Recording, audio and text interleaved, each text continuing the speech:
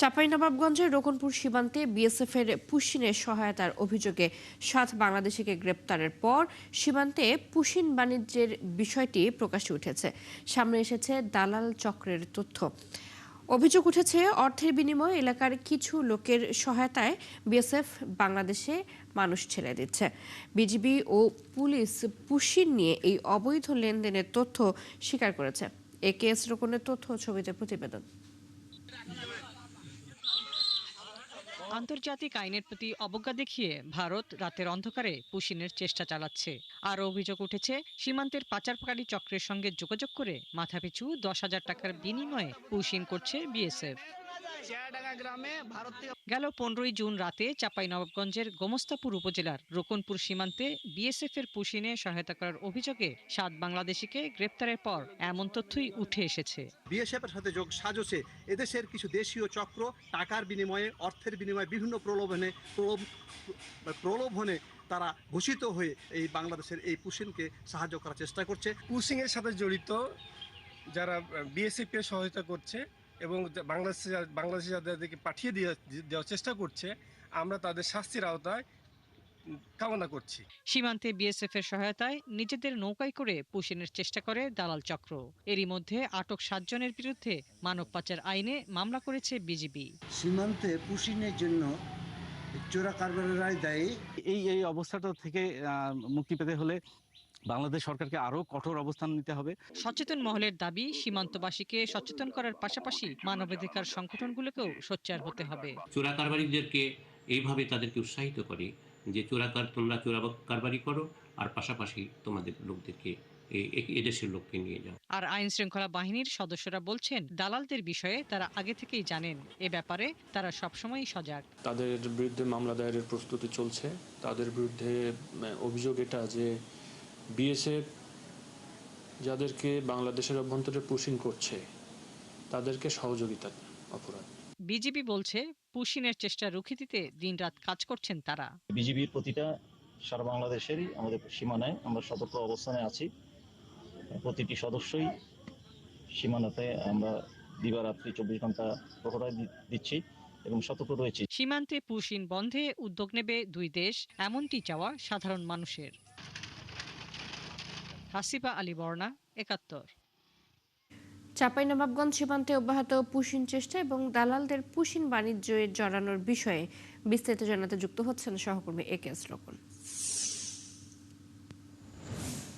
রোকন, push in বাণিজ্যে কারা জড়াচ্ছেন, এ ব্যাপারে বিজিবি এবং স্থানীয়রা কি বলছেন, সব মিলিয়ে জানাবেন। আপনি জানেন যে সীমান্তবর্তী জেলাগুলোতে বর্তমানে একটি মহা সমস্যা হয়ে দাঁড়িয়েছে পুশিন, এবং চাঁপাইনবাবগঞ্জ এই ব্যতিক্রম নয়। যখন বিজিবির সাথে এই স্থানীয় এলাকাবাসী এই পুশিন ঠেকাতে তৎপর রয়েছে এবং রাত জেগে পাহারা দিচ্ছে, তখন একটি গোষ্ঠী কিন্তু এই ধরনের অপকর্মে জড়াচ্ছে। এটা নিয়ে কিন্তু স্থানীয় জনসাধারণ, সচেতন জনগণ এবং যারা মানবাধিকার কর্মী তাদের মধ্যে এক ধরনের ক্ষোভ এবং হতাশা লক্ষ্য করেছি আমরা। তাদের বক্তব্য হচ্ছে যে যারা পুশিনের সাথে যুক্ত হবে বা বাংলাদেশের যারা ক্ষতি চাইছে, তারা নিঃসন্দেহে তারা এদেশের শত্রু এবং তাদের আইনের আওতায় আনা দরকার। এবং পুলিশের পক্ষ থেকে যেটা বলা হচ্ছে যে যারা পুশিনের সহায়তা করছে তারা মূলত চোরাকারবারের সাথে জড়িত এবং তারা নিজেদের ব্যক্তি স্বার্থের জন্য তারা এই ধরনের কর্মকাণ্ড করছে।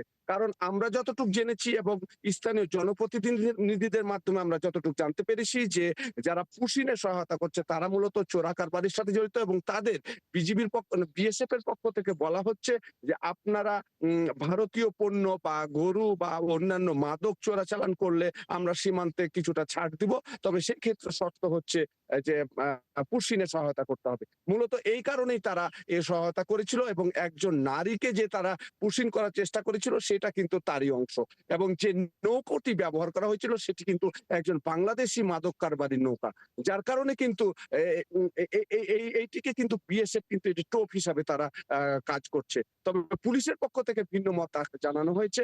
তারা অনুসন্ধানে এবং যারা আটক হয়েছে তাদের কাছ থেকে জিজ্ঞাসাবাদের মাধ্যমে জেনেছে যে 10,000 টাকার বিনিময়ে তারা এই কর্মকাণ্ডে লিপ্ত রয়েছে। তবে গণমাধ্যম কর্মীদের যারা মানবাধিকার সংগঠন তারা জানিয়েছে যে সীমান্ত এলাকায় আরো সচেতনতা বাড়াতে হবে। যারা এসব কর্মকাণ্ডে জড়িত তাদেরকে কিন্তু আইনের আওতায় আনতে হবে এবং কঠোর শাস্তির বিধান করতে হবে। পাশাপাশি আন্তর্জাতিক মহলে কিন্তু এটা নিয়ে তৎপরতা দেখাতে হবে। তাহলেই কিন্তু সীমান্তে এই ধরনের অপতৎপরতা রোধ করা সম্ভব হবে। এবং সীমান্তে বর্তমান পরিস্থিতি শান্ত রয়েছে। বিজিবির পক্ষ থেকে বলা হয়েছে অতিরিক্ত টহল এবং নজরদারি অব্যাহত হয়েছে। এই ছিল আমার কাছে সর্বশেষ। রোকন, ধন্যবাদ আপনাকে। পুশিনের বিষয়ে জানাতে চাঁপাইনবাবগঞ্জ সীমান্ত থেকে যুক্ত ছিলেন সহকর্মী একেএস রোকন। লক্ষ্মীপুরের রামগঞ্জ ফরিদ আহমেদ ভুইয়ার একাডেমির ছাত্রাবাসে শিক্ষার্থী মেহেদী হাসান হত্যার 2 দিন পরেও কোনো মামলা দায়ের হয়নি। এখনো পর্যন্ত দোষীদের কেউ ধরাও পড়েনি। সহপাঠীরা জানায় বুধবার রাতে মোবাইল চুরির অপরাধে তাদের প্রতিষ্ঠানেরই কয়েকজন সিনিয়র শিক্ষার্থী মেহেদী সহ 4 জনকে মারধর করে। এদিকে পরিবারের সদস্যদের অভিযোগ, নির্যাতনকারী শিক্ষার্থীদের সবাই চেনে অথচ তারা গ্রেপ্তার হচ্ছে না। আতর রহমান মনিরের তথ্য ছবিতে প্রতিবেদন। মেহেদী হাসানের বাড়িতে এখনো চলছে স্বজনদের হাহাকার। রামগঞ্জের রাঘবপুর গ্রামের বাড়িতে চলছে আহাজারি। পরিবারের দাবি, উন্নত লেখাপড়ার আশায় আবাসিক ছাত্রাবাসে রাখা হয়েছিল মেহেদীকে, কিন্তু সেখান থেকেই ফিরেছে তার মরদেহ। স্বজনদের অভিযোগ, দ্রুত বিচার ও জড়িতদের গ্রেফতারের দাবিতে তারা দাঁড়ে দাঁড়ে ঘুরলেও কোনো সহযোগিতা পাচ্ছেন না। এলাকার লোকজন বলছেন মৃত্যুর আগে মেহেদীকে নির্যাতনের আলামত পাওয়া গেছে। আর মেহেদীর সহপাঠীরা জানান বুধবার রাতে সিনিয়র 4 শিক্ষার্থীর মারপিটে অসুস্থ হয়ে পড়ে সে। তার শারীরিক অবস্থার খবর পেয়ে পরিবারের সদস্যরা দ্রুত চিকিৎসার জন্য অধ্যক্ষের সহযোগিতা চেয়েছিলেন, কিন্তু তিনি কোনো সাড়া দেননি।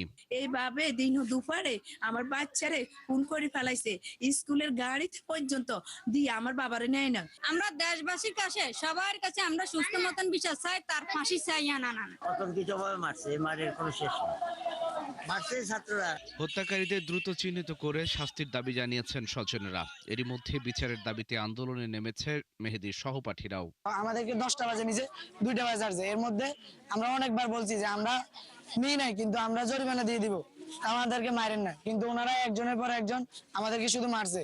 ইসমাইল স্যারকে বলছে, ইসমাইল স্যারকে বলার পরও কিন্তু ইসমাইল স্যার ওই ব্যাপারে কোনো সিদ্ধান্তই নিল না। এদিকে পুলিশ সুপার বলছেন ময়নাতদন্তের প্রতিবেদন পাওয়ার পর প্রকৃত ঘটনা উদ্ঘাটন করে দোষীদের বিরুদ্ধে আইনগত ব্যবস্থা নেওয়া হবে। এটা পোস্টমর্টম রিপোর্টে এটা ডিটেল আসবে। মামলা প্রক্রিয়াধীন আছে, আমরা বাদী পক্ষকে বলছি দিয়ে দেন, ওনারা নাম কালেকশন করতেছেন, করে আজকে মামলা হয়ে যাবে। মামলা হলে আমরা পরবর্তী ব্যবস্থা, আইনগত ব্যবস্থা নেব। এই ব্যাপারে বারবার যোগাযোগ করেও প্রতিষ্ঠানের অধ্যক্ষের সঙ্গে যোগাযোগ করা যায়নি। খুঁজে পাওয়া যায়নি নির্যাতনে অভিযুক্ত শিক্ষার্থীদের। আল ইমরান, ৭১। শিক্ষার্থী মেহেদী হাসান হত্যার সবশেষ খবর জানাতে লক্ষ্মীপুর থেকে যুক্ত হচ্ছেন সহকর্মী আতর রহমান মনির। মনির, এখনো পর্যন্ত কেন মামলা হয়নি? এই ঘটনায় পুলিশ কাউকে আটক করতে পেরেছে কিনা জানাবেন সবশেষ খবর।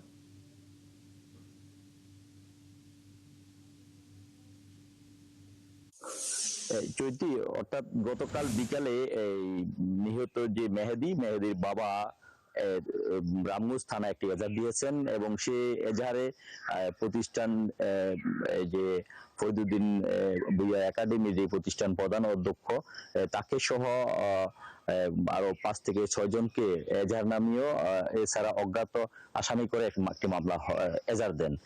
এই মামলা রাতে রামগঞ্জ থানা ওসি মামলাটি রুজু করেন। এরপরে এখনো পর্যন্ত কোনো মামলার আসামি গ্রেপ্তার হয়নি। তবে এই বিষয়ে কথা বলেছি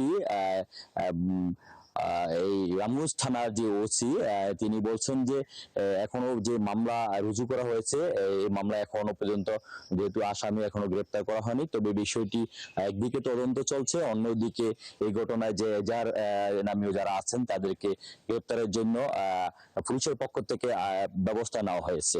তবে সার্বিক যে পরিস্থিতি বলা চলে, অর্থাৎ মেহেদী যে স্বজন এবং সহপাঠী রয়েছেন তারা বিষয়টি কোনোভাবেই মেনে নিতে না পারায় গতকাল তারা শিক্ষার্থী সহ নিহত যে স্বজন মাহাদির মেহেদি যে রয়েছেন স্বজনদের আত্মীয় স্বজন এবং মেহেদির সহপাঠীরা মানববন্ধন করেছেন রামগঞ্জ পৌর শহরে এবং তাদের দাবি ছিল যে দ্রুত যারা হত্যায় জড়িত তাদের গ্রেপ্তার এবং এই ঘটনা যারা করেছে এবং সেই প্রতিষ্ঠান কোনো শিক্ষক যদি জড়িত থাকে তাদেরকেও আইনি আওতায় আনার তার দাবি জানিয়েছেন। তবে চৈতি সবচেয়ে দুঃখের বিষয় যে শিক্ষার্থীরা বলছেন যে যখন মেহেদিকে মারধর করা হয় তারপরে যে চিকিৎসার জন্য একটি গাড়ি অধ্যক্ষের ব্যবহৃত গাড়িটি চেয়েছিলেন তারা না পাওয়ায় তারা ক্ষোভ প্রকাশ করেছেন। তারা পরবর্তীতে তারা স্থানীয়ভাবে গাড়ি সংগ্রহ করে মেহেদিকে হাসপাতালে নেওয়ার ব্যবস্থা করেছেন। এই জন্য অধ্যক্ষের প্রতি তাদের এরকম একটা ক্ষোভ রয়েছেন বলে তারা অকপটে বলেছেন। তো এই বিষয়টি গতকাল লক্ষ্মীপুর জেলা পুলিশ সুপার এবং রামগঞ্জ থানার ওসি সহ আইন শৃঙ্খলা বাহিনী ঘটনা তদন্ত করেছেন এবং মাঠ পর্যায়ে তারা কাজ করছেন বলে জানিয়েছেন। চৈতি। মনির, ধন্যবাদ আপনাকে যুক্ত হওয়ার জন্য। চট্টগ্রামের পটুয়ায় জমি নিয়ে বিরোধের জেরে প্রতিপক্ষকে ফাঁসাতে 5 বছরের শিশু জয়ানকে প্রতিবেশীরা হত্যা করেছে বলে জানিয়েছে পুলিশ। বৃহস্পতিবার চট্টগ্রাম জেলা পুলিশ সুপার কার্যালয়ে সংবাদ সম্মেলনে পুলিশ সুপার বলেন, হাতে লেখা একটি চিরকুটের ক্লু ধরে তদন্তে নামেন তারা। হাতের লেখার সাথে মিল পেয়ে আশেপাশের সিসিটিভির ফুটেজ ও গোয়েন্দা তথ্য বিশ্লেষণ করে শাহজাহানের প্রতিবেশী সাদিয়া সুলতানা নিহারকে সন্দেহ করে পুলিশ। তাকে জিজ্ঞাসাবাদ করলে হত্যার মূল রহস্য বের হয়। এরপর আসামিদের দেখানো জায়গা থেকেই 18 জুন রাতে বাড়ির পেছনের লুকিয়ে রাখা বস্তাবন্দি মৃতদেহ উদ্ধার করে পুলিশ। এই ঘটনায় জড়িত 3 জনকে আটক করা হয়েছে।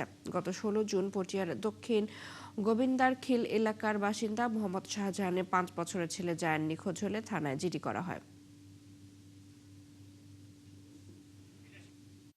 তাদের সাথে মনে হয় কোনো বিষয় নিয়ে অনেক আগের থেকে কিছু দ্বন্দ্ব ছিল, মানসিক দ্বন্দ্ব ছিল এবং সে এই মেয়েটা একটু টাইপের, একটু একরোকা টাইপের এবং এই যে তার ছেলেটার বাবা যে ওনার নাম হচ্ছে শাহজাহানও তার সাথে বিভিন্ন সময়ে খারাপ ব্যবহার করছে। তো এইটা নিয়ে সে একটা সুযোগ পায়, ওখানে কেউ ছিল না, এই সুযোগে সে বাচ্চাটাকে মেরে ফেলে।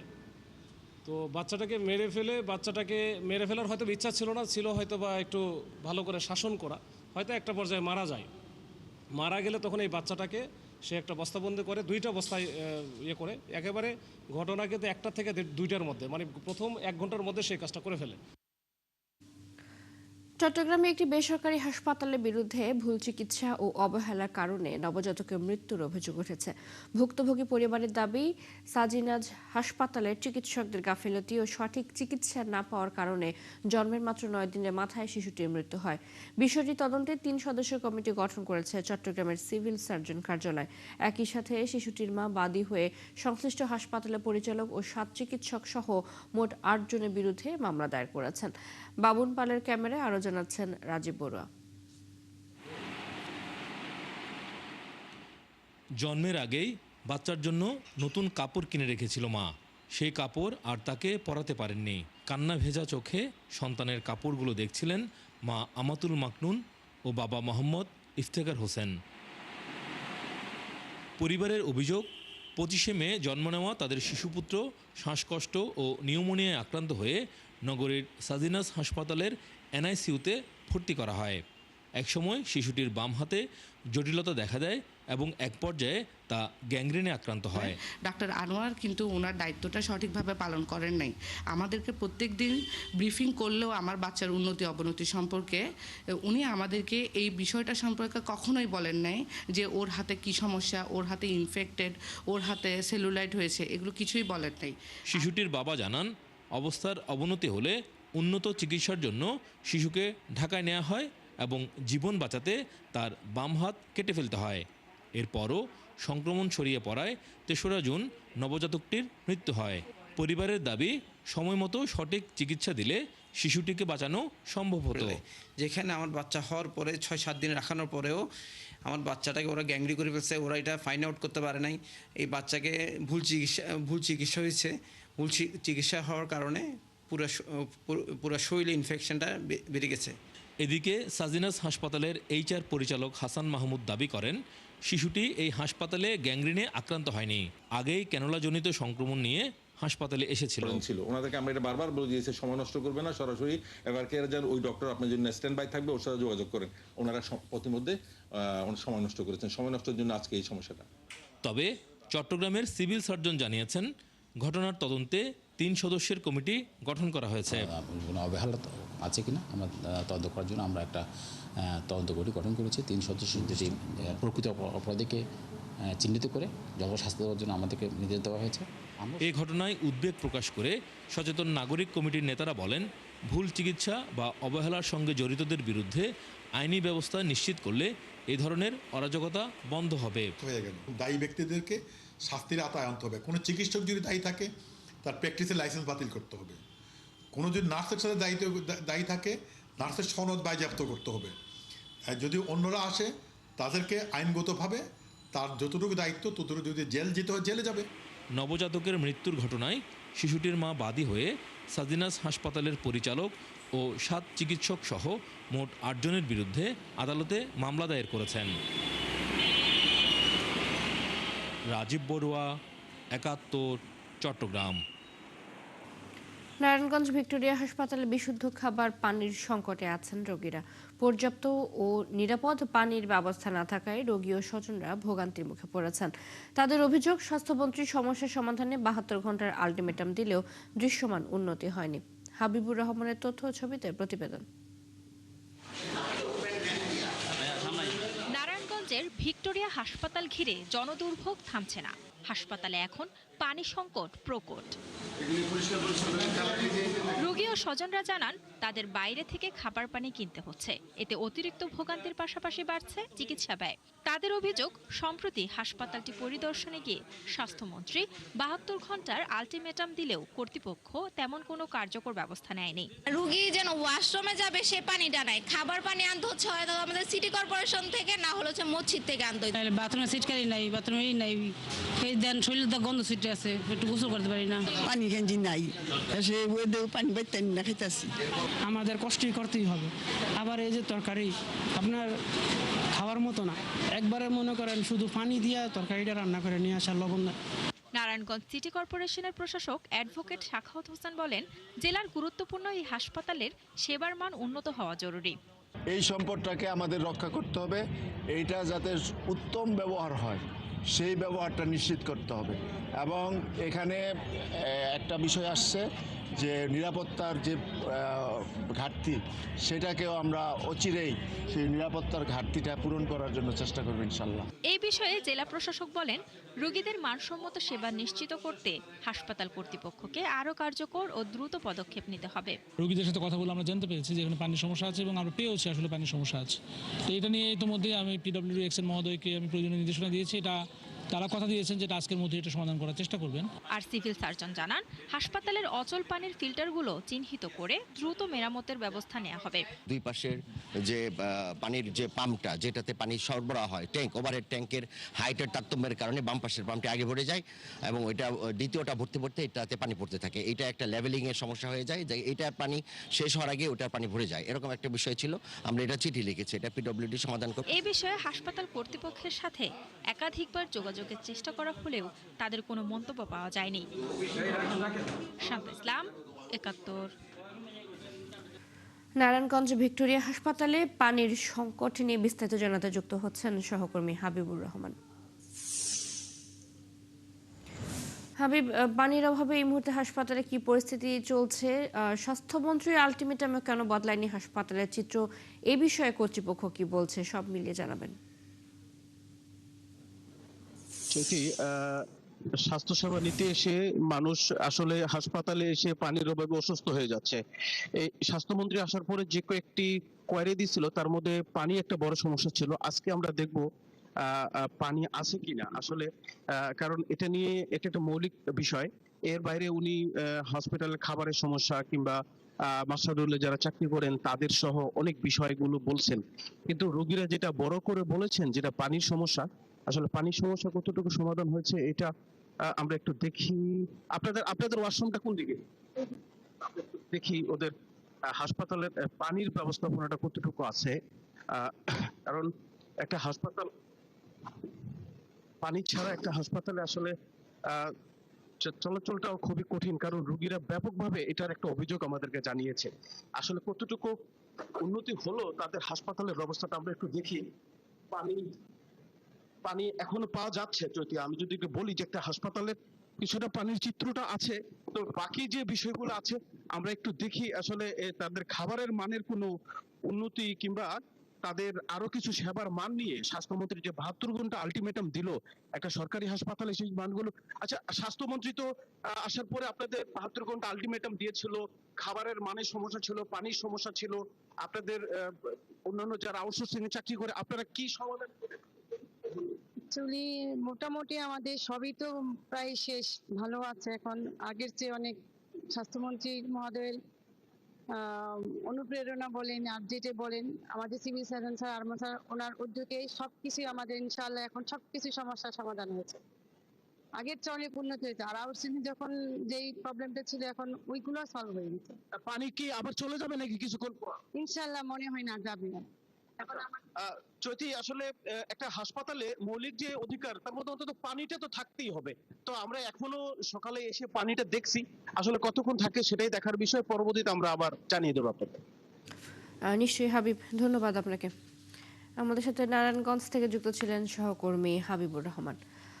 বগুড়া শহীদ জিয়াউর রহমান মেডিকেল কলেজ হাসপাতালকে ১৫০০ শয্যায় উন্নীত করার সিদ্ধান্ত নেওয়া হয়েছে। নবগঠিত পরিচালনা পর্ষদের প্রথম সভায় এই সিদ্ধান্ত নেওয়া হয়। বৃহস্পতিবার সভা শেষে হাসপাতালের পরিচালক brigadier general SM Nurul Irfan সাংবাদিকদের এসব তথ্য জানান। শয্যা সংখ্যা বাড়ানোর পাশাপাশি হাসপাতালের চিকিৎসা সেবার মান বাড়ানো এবং জনবল সংকট দূর করতে দ্রুত কার্যকর পদক্ষেপ নেওয়া হবে বলে জানান তিনি। সভায় সভাপতিত্ব করেন স্থানীয় সরকার, পল্লী উন্নয়ন ও সমবায় প্রতিমন্ত্রী মীর শাহে আলম। এছাড়া বর্তমান অর্থ বছরেই হাসপাতালের জন্য আরও ৩০টি ডায়ালাইসিস মেশিন বরাদ্দ করা হবে। একই সাথে হাসপাতালে ক্যান্সার সেন্টার সহ অন্যান্য স্পেশালাইজড এবং সুপার স্পেশালাইজড সেন্টার খোলার বিষয়ে সভায় কর্মপরিকল্পনা নেওয়া হয়। শহীদ রাষ্ট্রপতি জিয়াউর রহমানের নামে নামাঙ্কিত এই হাসপাতালে বগুড়াবাসীর চিকিৎসা সেবা সুন্দরভাবে নিশ্চিতকল্পে বর্তমান সরকার রাষ্ট্র পরিচালনার দায়িত্ব পাওয়ার পরে আজকে প্রথম এই হাসপাতালের ব্যবস্থা কমিটির যে সভা এটা অনুষ্ঠিত হয়েছে। অর্থ হাসপাতাল 1500 বেডে উন্নতিকরণের জন্য প্রয়োজনীয় ডিপিপি প্রস্তুত করা এবং যেটা মাননীয় প্রতিমন্ত্রী মহোদয় সভাপতি হাসপাতাল ব্যবস্থাপনা পরিচালনা কমিটি তিনি এই ব্যাপারে ওনার সর্বাত্মক চেষ্টা করবেন। গাইবান্ধা জেনারেল হাসপাতালের ডায়রিয়া ওয়ার্ডের ইনচার্জ ঝর্ণা বেগমের বিরুদ্ধে সরকারি ইনজেকশনের সিরিঞ্জ বাইরে বিক্রির অভিযোগ উঠেছে। সম্প্রতি হাসপাতাল রোডে এক নারীর কাছ থেকে 3 কার্টন সিরিঞ্জ উদ্ধারের পর তিনি এ তথ্য জানান। তবে ঝর্ণা বেগম চুরির কথা অস্বীকার করেছেন। এদিকে হাসপাতাল কর্তৃপক্ষ জানিয়েছে অভিযোগের সত্যতা যাচাইয়ের জন্য তদন্ত চলছে। শামীম আল শাম্মুর তথ্য ছবিতে প্রতিবেদন। বুধবার বিকেলে জেলা সদর হাসপাতাল রোড এলাকার ফায়ার সার্ভিস কার্যালয়ের সামনে দিয়ে যাচ্ছিলেন রওশনারা বেগম নামে এক নারী। এ সময় তার সাথে থাকা বস্তাটি সন্দেহজনক মনে হয় এলাকাবাসীর। পরে ওই বস্তা থেকে 3 কার্টন ইনজেকশনের সিরিঞ্জ উদ্ধার করা হয়। জিজ্ঞাসাবাদে এক পর্যায়ে তিনি দাবি করেন গাইবান্ধা জেনারেল হাসপাতালের ডায়রিয়া ওয়ার্ডের ইনচার্জ ঝর্ণা বেগম বিক্রির জন্য তাকে এগুলো দিয়েছেন।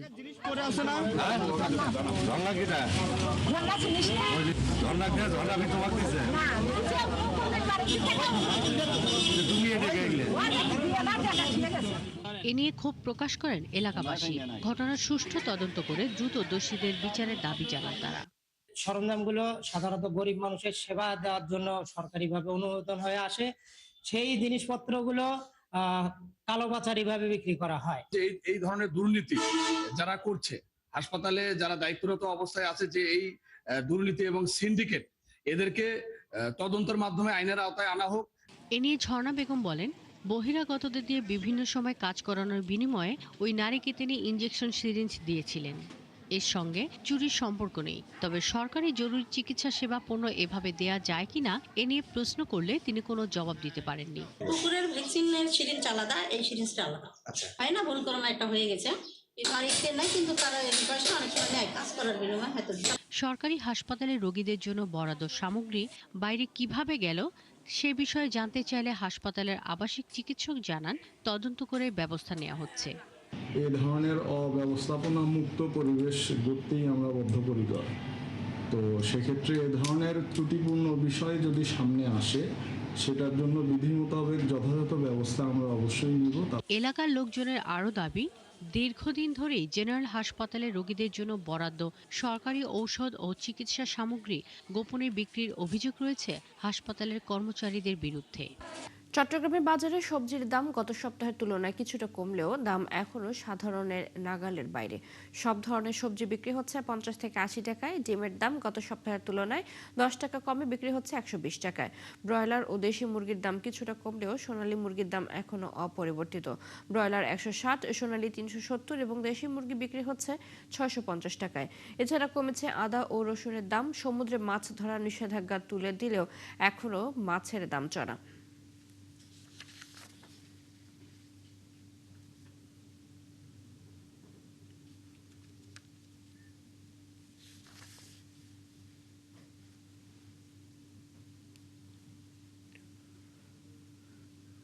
জলাবদ্ধতা থেকে নগরবাসীকে মুক্তি দিতে চলছে চট্টগ্রাম উন্নয়ন কর্তৃপক্ষের মেগা প্রকল্পের উন্নয়ন। অন্যদিকে খাল খনন ও পরিষ্কার পরিচ্ছন্নতা কার্যক্রম বাড়িয়েছে সিটি কর্পোরেশন। প্রথমবারের মতো জলাবদ্ধতা নিরসন প্রকল্প পরিদর্শনে গিয়ে সিডিএ চেয়ারম্যান জানিয়েছেন ডিসেম্বরের মধ্যে এই কাজ শেষ হবে। এদিকে সিটি মেয়র জানিয়েছেন পানি প্রবাহ স্বাভাবিক রাখতে খালে খনন কর্মসূচি দ্রুত শেষ হবে। আরও জানাচ্ছেন রাজীব বড়ুয়া। নগরীর জলাবদ্ধতা নিরসনে 14,000 কোটি টাকা ব্যয়ে সিডিএ, চসিক ও পানি উন্নয়ন বোর্ডের 4টি প্রকল্প শুরু হয় 2017 সালে। 2022 সালে সব প্রকল্পের কাজ শেষ হওয়ার কথা থাকলেও এখনো পর্যন্ত এই 4 প্রকল্পের কাজ শেষ হয়েছে 60 থেকে 70%। জলাবদ্ধতা নিরসন প্রকল্পের অগ্রগতি দেখতে বৃহস্পতিবার নগরীর বিভিন্ন খাল ও নির্মাণাধীন রিং রোড এলাকা ঘুরে দেখেন সিডিএ চেয়ারম্যান প্রকৌশলী বেলায়েত হোসেন। তিনি জানান, প্রকল্পের আওতাধীন 36টি খালের মধ্যে 30টির কাজ শেষ হয়েছে। এই সময় তিনি বলেন, অনুমোদন ছাড়া নগরীতে কোনো অবকাঠামো নির্মাণ হবে না। এবছরের ডিসেম্বরের মধ্যেই হিজরা খাল ও নতুন ব্রিজ কালুরঘাট রিং রোডের কাজ শেষ করে যান চলাচলের জন্য খুলে দেওয়া হবে। অবৈধ কোনো জায়গার উপর কোনো ড্রয়িং ডিজাইন দেওয়া যাবে না এবং ড্রয়িং ডিজাইনের বাইরে কোনো কাজ কিন্তু এই শহরে করা যাবে না। আমরা আপনাদের সহযোগিতায় একটা নান্দনিক সবুজ চট্টগ্রাম গড়ে তুলতে চাই।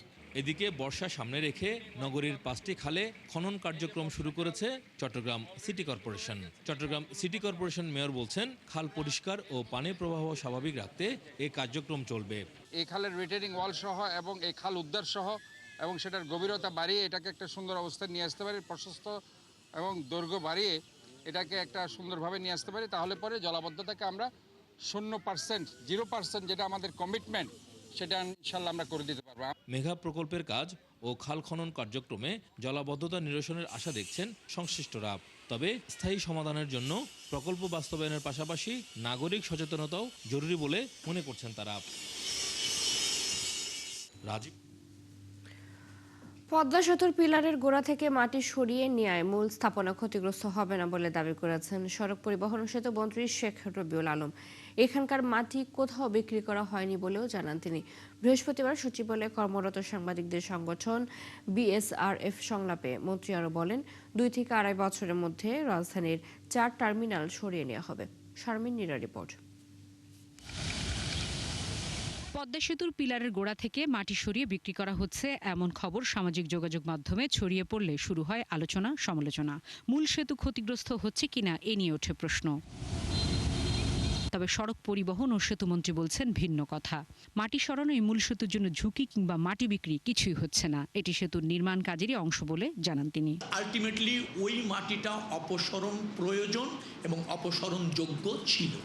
হয়তো পরিস্থিতির কারণে এখন হয়তো মনে হচ্ছে মূল মাটি কেটেই সেতুকে ঝুঁকিতে ফেলা হচ্ছে। এর সাথে ঝুঁকির সম্পর্ক অথবা মাটি বিক্রির কোনো সম্পর্ক নাই।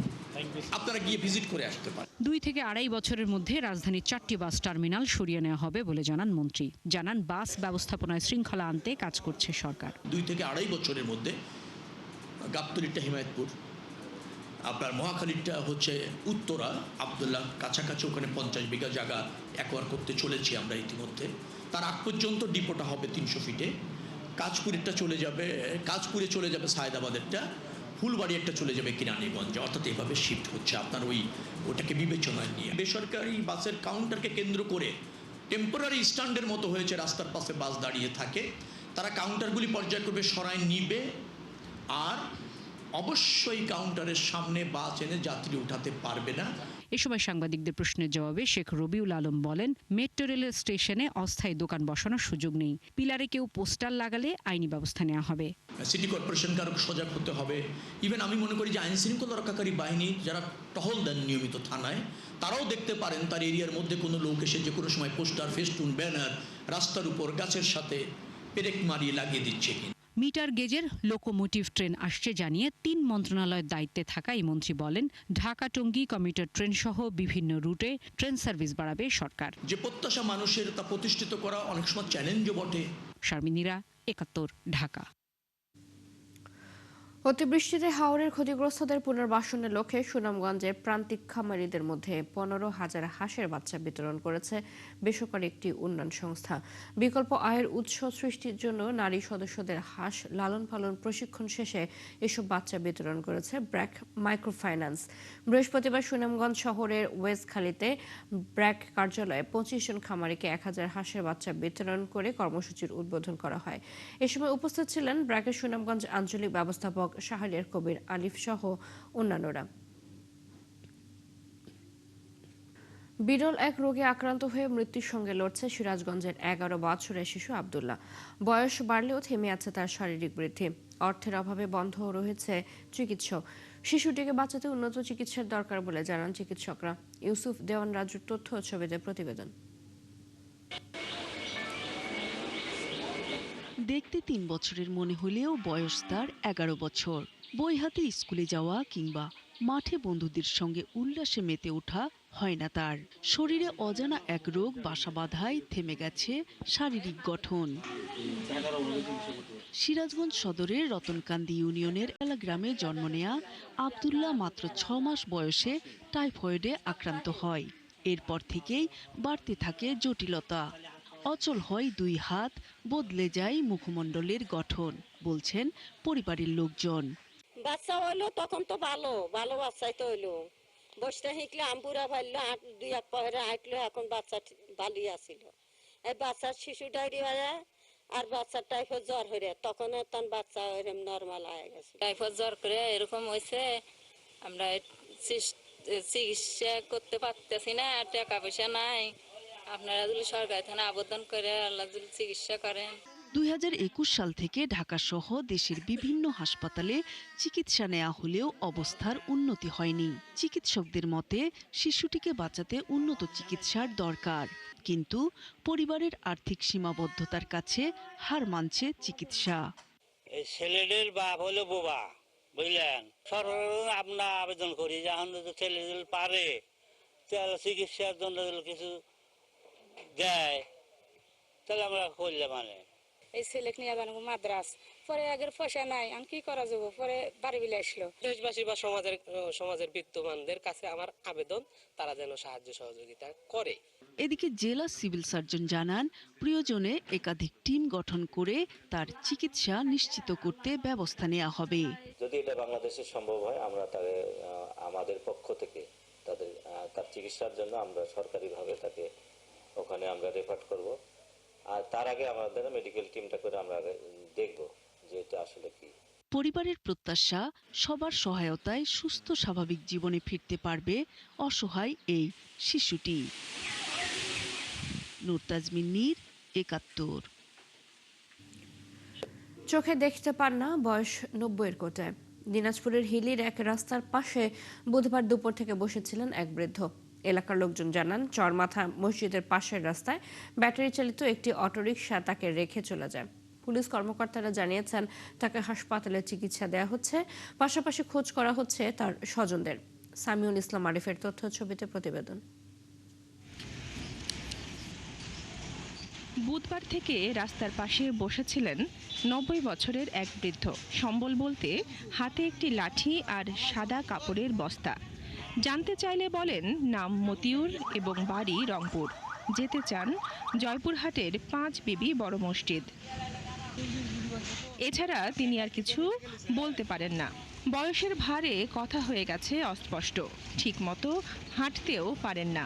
না খেয়ে রাস্তার ওপর বসে থাকা এই অসহায় মানুষটির প্রাথমিকভাবে খাবারের ব্যবস্থা হয় পথচারীদের সহায়তায়।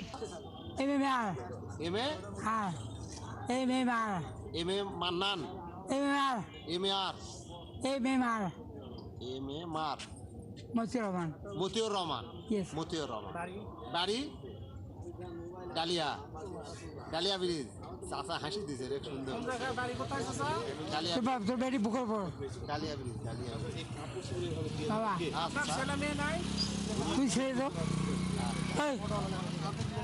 ছেলে মেয়ে আছে চাচা?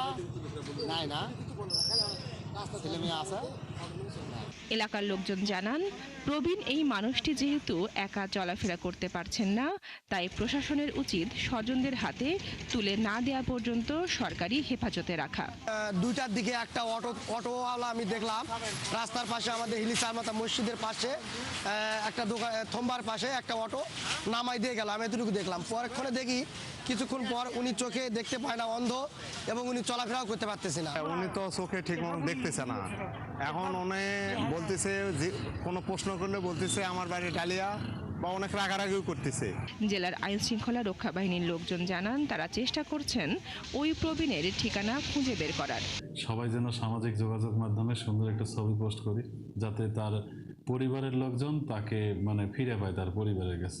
এরই মধ্যে পুলিশ সদস্যরা তাকে চিকিৎসার জন্য হাকিমপুর উপজেলা স্বাস্থ্য কমপ্লেক্সে ভর্তি করেছেন। বনশ্রী হালদার, ৭১। ব্রাহ্মণবাড়িয়ার পৌর মুক্ত মঞ্চের সামনে জমে উঠেছে পাখির হাট। বিক্রি হচ্ছে নানা জাতের রং বেরঙের পাখি। পাখি বেচাকেনা ঘিরে জেলায় অনেকের কর্মসংস্থান হয়েছে, তবে হাটে অবৈধ পাখি বেচাকেনার বিষয়টিও রয়েছে নজরদারিতে। জালাল উদ্দিন রুমির তথ্য ছবিতে প্রতিবেদন। পাখির কলরবে মুখরিত পুরো হাট। রং বেরঙের নানা প্রজাতির পাখির পসরা নিয়ে বসেছেন বিক্রেতারা। পাখি প্রেমীদের ভিড়ে জমজমাট হয়ে উঠেছে ব্রাহ্মণবাড়িয়ার পাখির হাট। জেলার প্রাণকেন্দ্র পৌর মুক্ত মঞ্চের সামনে সপ্তাহে 2 দিন বসে এই হাট। প্রতি হাটে 3 থেকে 4 লাখ টাকার পাখি বেচা কেনা হয়। অনেক ধরনের পাখি রাখি আছে, কবুতর আছে, অনেক ফ্যান্সি কবুতর আছে, এগুলো দেখতে ভালো লাগে। অন্যান্য বাজারের তুলনায় এখানে অনেক কম দামে কবুতর পাওয়া যায়। যারা আশেপাশে আসে অনেক দূর থেকে এখানে আসে কবুতর নেওয়ার জন্য। পাখি দেখলে আমার একটা আনন্দ বোধ হয়, সেই জন্য আমি পাখির ব্যবসাটাই নিয়ে আনিছি। পাখি বেচা কেনা ঘিরে জেলায় অনেকের কর্মসংস্থান হয়েছে। এখন আপনি 350 খামার হবে, আপনি আছে, আমরা তাদের থেকে মালগুলা নিয়ে আসতে সংগ্রহ করে আমরা বিক্রি করতে পারতেছি, তারাও বিক্রি করতে পারতেছে। আমরা অনেক ভালো অবস্থায় আছি। বার্জিগার আছে আমার কাছে অনেক মেডিসিনের, যেমন আছে লটিনো, এলবিনো, জেপি, এরপর আছে আপনার রেনবো, ভায়োলেট, এর পাশাপাশি আছে লাভবার্ড, কোকাটেল। হাটে অবৈধ পাখি বেচা কেনার বিষয়টি নজরদারিতে রয়েছে বলে জানান জেলা প্রাণী সম্পদ কর্মকর্তা হাবিবুল ইসলাম। যে পাখিগুলো উঠে সেখানে যেন বন্য পাখি থাকতে পারে, কিংবা যে পাখিগুলো ধরা বা খাঁচায় করা নিষিদ্ধ, সেদিকেও আমাদের দৃষ্টি রাখতে হবে। তো এই ব্যাপারে আমাদের নজরদারি আছে। সপ্তাহের শুক্র ও সোমবার অস্থায়ীভাবে বসে এই পাখির হাট। নূর তাজমিন মীর, ৭১। ঝালকাঠিতে পৌর প্রশাসক ফুটবল টুর্নামেন্ট 2026 উদ্বোধন করা হয়েছে। বৃহস্পতিবার শহরে পৌর মিনি স্টেডিয়ামে এই টুর্নামেন্টের উদ্বোধন করেন জেলা প্রশাসক মমিন উদ্দিন। খেলাধুলার মাধ্যমে যুব সমাজকে উদ্বুদ্ধ করা এবং স্থানীয় ক্রীড়াঙ্গনকে আরও প্রাণবন্ত করে তুলতে ঝালকাঠি পৌরসভার উদ্যোগে এই টুর্নামেন্টের আয়োজন করা হয়। এতে পৌরসভার 9টি ওয়ার্ডের 9টি দল অংশ নিচ্ছে। আয়োজকরা জানান, তরুণদের খেলাধুলার প্রতি আগ্রহ বাড়ানো, সুস্থ বিনোদনের সুযোগ সৃষ্টি এবং স্থানীয় পর্যায়ে ফুটবলের প্রসারে এই আয়োজন গুরুত্বপূর্ণ ভূমিকা রাখবে।